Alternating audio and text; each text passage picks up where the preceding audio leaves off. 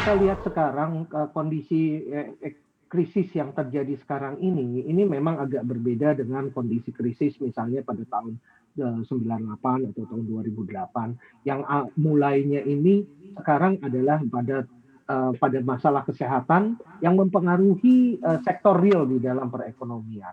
Nah, oleh karena itu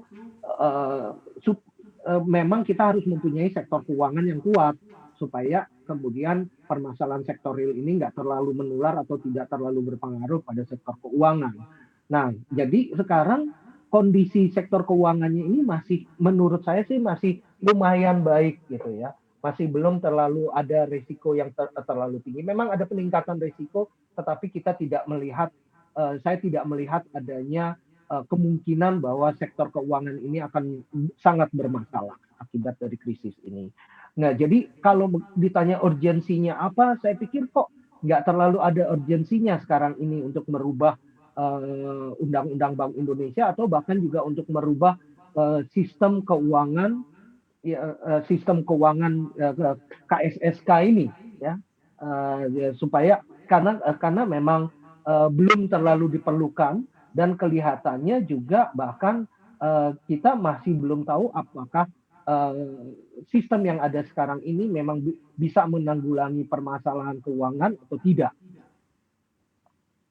Ya, Pak Yose, tapi kalau dilihat dari segi efektivitasnya, ini menurut Anda seperti apa? Karena seperti yang kita tahu juga belakangan terjadi beberapa kasus ini yang juga membuat masyarakat jadi bertanya-tanya terkait dengan seperti apa seharusnya kedua badan pengawas ini bisa lebih concern lagi untuk membenahi sistem keuangan di Indonesia. Ya, permasalahan dengan sistem yang ada sekarang sebenarnya menurut saya itu adalah mekanisme yang begitu kompleks di dalamnya ya. Jadi ada komite yang harus secara anonimus setuju kalau ada permasalahan-permasalahan di sektor keuangan untuk turun ikut campur tangan. Jadi misalnya kalau sekarang ini ada bank yang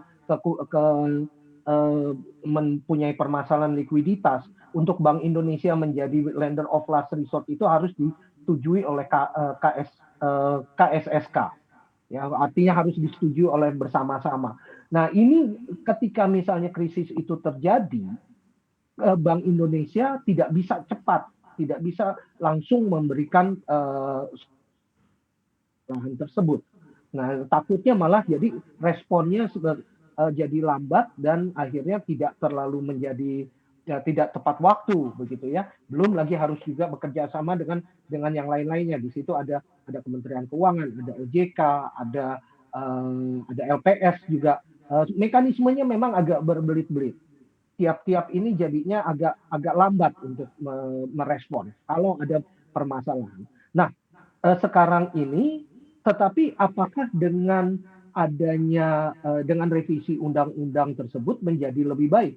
Saya pikir kok nggak terlalu memperlihatkan seperti itu ya. Bahkan ini kemudian ditarik lagi ditarik lagi kepada yang lebih terpusat lagi, lebih harus menjadi lebih kompleks lagi yang diusulkan di dalam revisi undang-undang tadi.